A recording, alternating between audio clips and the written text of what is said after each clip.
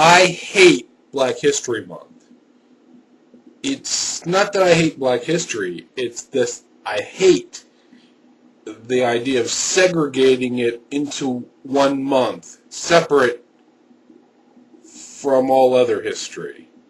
Because I have no idea of how you take something so integral to what is America and rip it out and put it on a pedestal for only 1 month of the year. Now, the way this works out for me is that I see something on TV that is something that's familiar to me, that is part of my life, that I relate to. Like, I was flipping through channels and C-SPAN came on and somebody was talking about W.E.B. Du Bois. And I was like, that's good. He's an important American thinker. He's evil, but he's an important American thinker.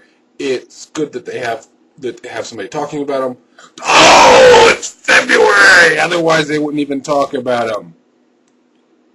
So, last night I was looking for a movie, and I was looking at HBO Online on demand for picking what I want. And I was really happy, because one of the movies that was there to select was The Wiz, which is a movie that I love. Oddly, HBO only had it there because it was Black History Month. But, you know, I love that as great American cinema.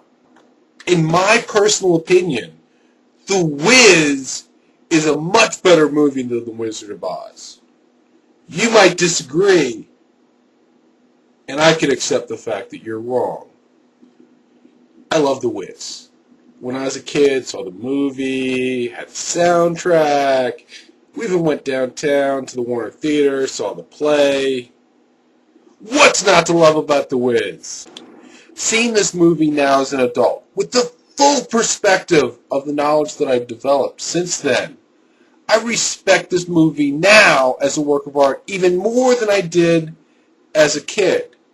With its theme of individualism and self-improvement, it really is a rejection of W.E.B. Du Bois and his collectivism, and thus the NAACP, and an embrace of one of my personal heroes, Booker T. Washington. In this video, what I really want to talk about is how characters in this movie embody black archetypes from the 70s. Now, in saying that they embody these, I'm not saying that these characteristics are only black, that they're only from the 70s, but only that they are relevant to that context. However, they are racial neutral, they're time neutral, and if we take these archetypes, we can pull them forward into other times, other people. I hope I can get through all of these before the end of this video. The first one I want to deal with is the Crows. They're the gang. The Chorus Collective. They embody anti-intellectualism, loyalty to the group. This is best embodied in the Crows' anthem, which is, you can't win. Therefore, you need the safety of the group. The victim of these crows is the Scarecrow. I can't think of a real good word for him in the 70s context. In my mind, he's the intellectual.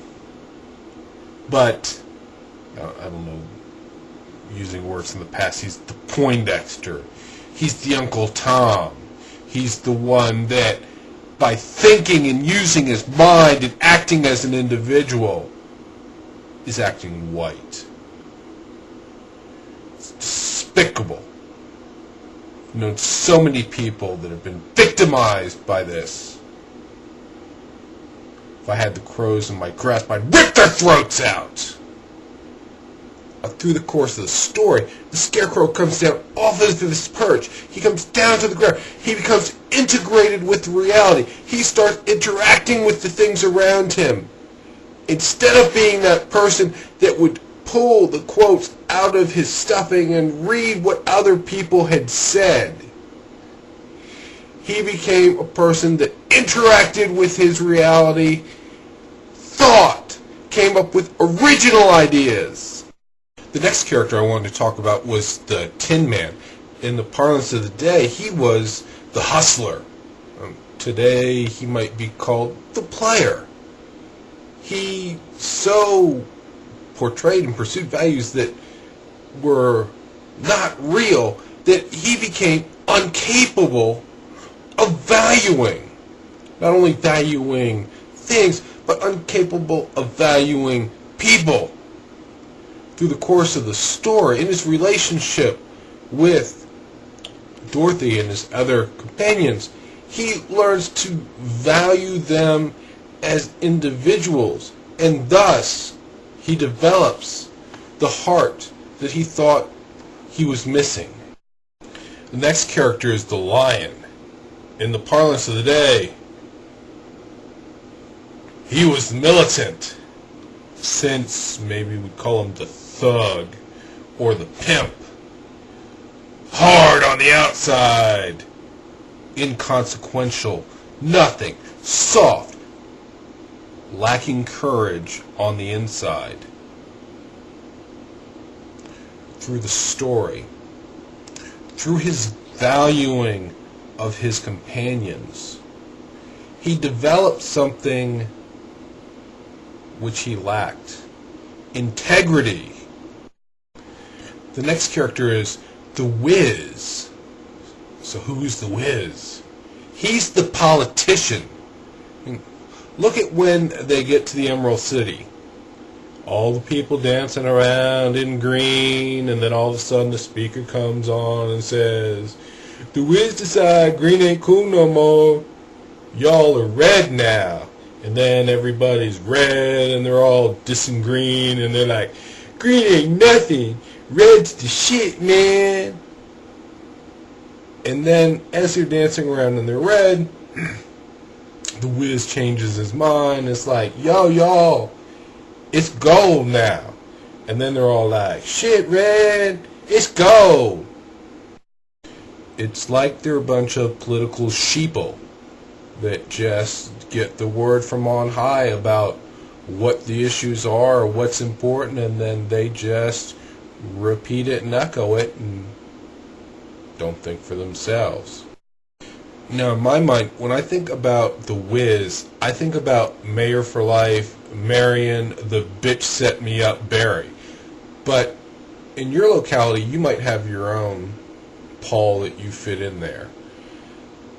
The end of the movie is kind of uncertain about what the Wiz is supposed to become, other than to be himself and stop being this meaningless front of what he is, which would be a good lesson to Barack Obama in his meaningless postmodernist conception that he is today. The one character that I haven't fully wrapped my mind around is Dorothy. There's the whole coming-of-age aspect there, but I think that there's some more, because in the beginning with the aunt, she's talking about the opportunity that she has to transition as a teacher from teaching young children to teaching adolescents.